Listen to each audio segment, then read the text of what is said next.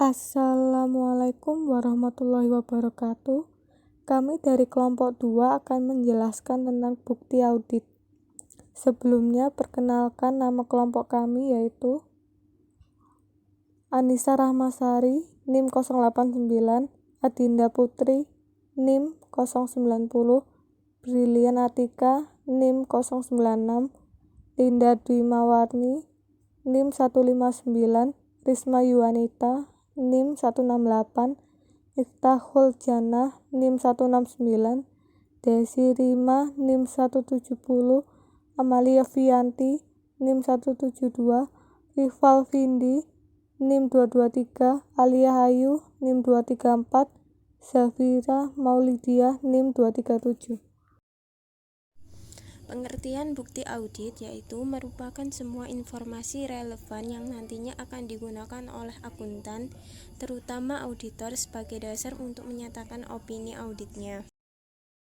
Jenis-jenis bukti audit. 1. Pemeriksaan fisik adalah inspeksi atau perhitungan yang dilakukan auditor atas aktiva atau aset berwujud. 2. Konfirmasi. Konfirmasi menggambarkan penerimaan respon tertulis langsung dari pihak ketiga yang independen yang memverifikasi keakuratan informasi yang diminta oleh auditor. 3. Inspeksi. Inspeksi adalah pemeriksaan oleh auditor atas dokumen dan catatan klien untuk mendukung informasi yang tersaji atau seharusnya tersaji dalam laporan keuangan. 4. Prosedur analitis. Prosedur analitis terdiri dari evaluasi informasi keuangan melalui analisis atas hubungan yang masuk akal antara data keuangan dan non-keuangan. Selanjutnya, yang kelima, wawancara dengan klien.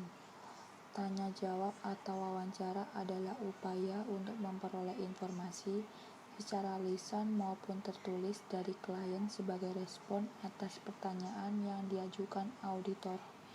Yang keenam, pelaksanaan ulang. Pelaksanaan ulang adalah pengujian independen yang dilakukan auditor atas prosedur atau pengendalian akuntansi klien yang semula dilakukan sebagai bagian dari sistem akuntansi dan pengendalian internal klien. Yang ketujuh, rekalkulasi. Rekalkulasi melibatkan pengecekan ulang atau sampel kalkulasi yang dilakukan oleh klien dengan pengujian atas keakuratan perhitungan klien beserta prosedurnya. Yang ke-8, observasi. Observasi terdiri dari mengamati proses atau prosedur yang sedang dilaksanakan oleh pihak lain.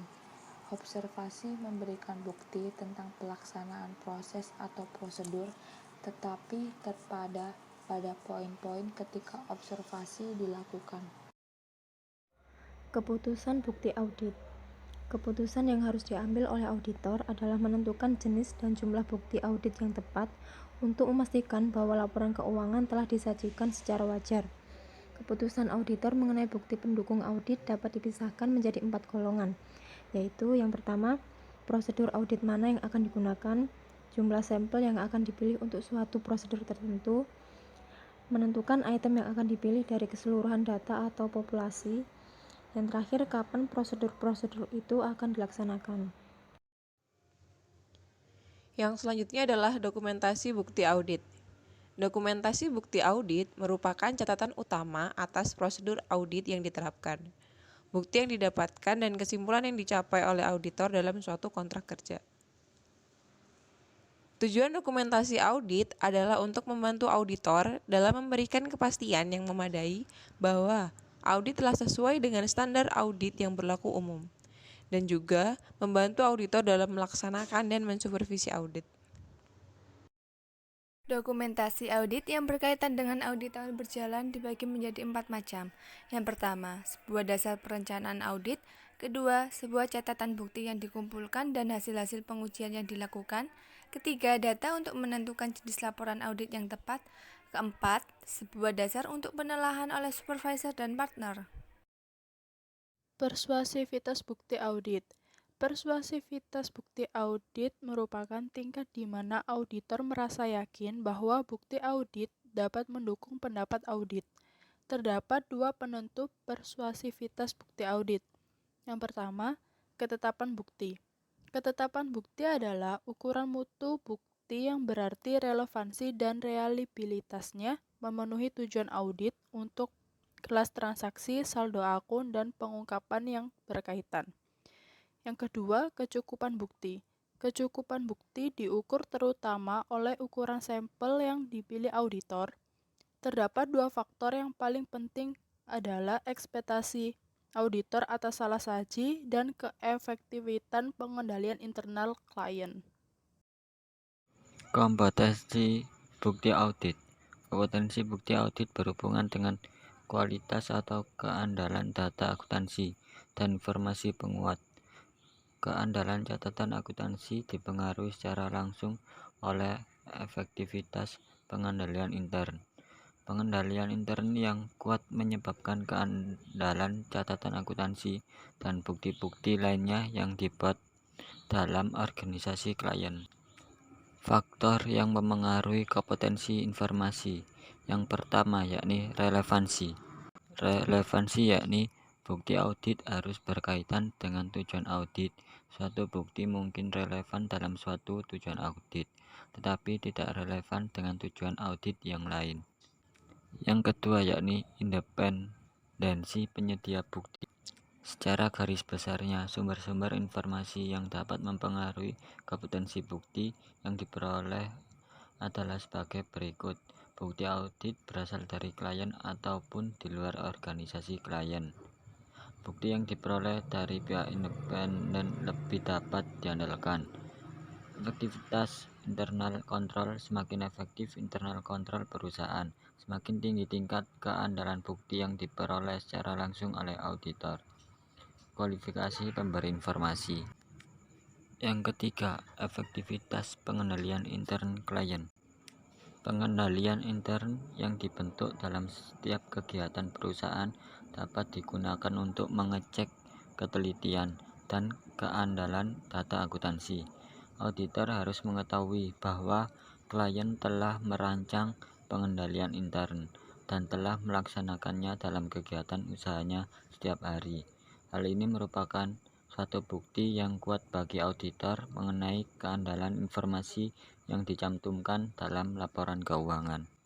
Yang keempat, pemahaman langsung auditor. Yang dimaksud ialah suatu bukti yang harus dipahami langsung oleh auditor. Yang kelima yakni berbagai kualifikasi individu yang menyediakan informasi. Yang keenam yakni tingkat objektivitas. Bukti objektivitas umumnya lebih andal dibandingkan dengan bukti yang bersifat subjektif. Dan yang terakhir yakni ketepatan waktu, berkaitan dengan tanggal berlakunya bukti yang diperoleh oleh auditor untuk saldo akun-akun neraca. Bukti yang diperoleh dekat tanggal neraca memiliki tingkat keandalan yang lebih tinggi. Untuk akun-akun, bukti lebih meyakinkan bila diperoleh dari sampel yang dipilih sepanjang periode laporan. Selanjutnya, prosedur untuk menghimpun bukti audit, di mana dalam hal ini, prosedur audit adalah instruksi rinci untuk mengumpulkan tipe bukti audit tertentu yang harus diperoleh pada saat menentu dalam audit.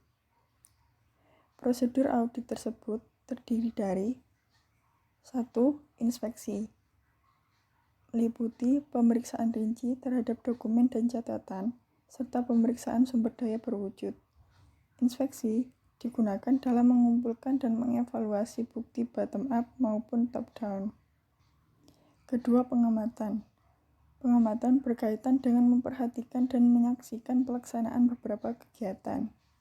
Kegiatan yang dimaksud berupa pemrosesan rutin, jenis transaksi tertentu seperti penerimaan kas, untuk melihat apakah para pekerja sedang melaksanakan tugas yang diberikan sesuai dengan kebijakan dan prosedur perusahaan. Ketiga, konfirmasi merupakan bentuk penyelidikan yang memungkinkan auditor memperoleh informasi secara langsung. Keempat, permintaan keterangan merupakan prosedur audit yang dilakukan dengan meminta keterangan secara lisan. Kelima, penelusuran.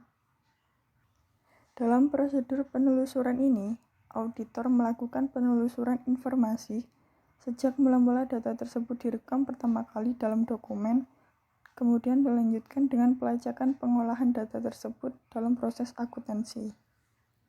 Keenam, pemeriksaan dokumen pendukung yang meliputi inspeksi terhadap dokumen-dokumen yang mendukung dan perbandingan dokumen tersebut dengan catatan akuntansi yang berkaitan. Yang ketujuh, perhitungan. Prosedur ini meliputi perhitungan fisik terhadap sumber daya berwujud dan pertanggungjawaban semua formulir bernomor urut tercetak. Kedelapan, scanning. Merupakan review secara cepat terhadap dokumen, catatan, dan daftar untuk mendeteksi unsur-unsur yang tampak tidak biasa yang memerlukan penyelidikan lebih mendalam. Kesembilan, yaitu pelaksanaan ulang, yang merupakan salah satu prosedur audit yang paling penting karena auditor dapat melaksanakan ulang beberapa aspek pemrosesan transaksi tertentu untuk menentukan bahwa pemrosesan awal telah sesuai dengan pengendalian intern yang telah dirumuskan. Yang ke-10, teknik audit berbantuan komputer. Apabila catatan akuntansi klien dilaksanakan melalui media elektronik, maka auditor dapat menggunakan teknik audit berbantuan komputer untuk membantu melaksanakan beberapa prosedur yang telah diuraikan sebelumnya.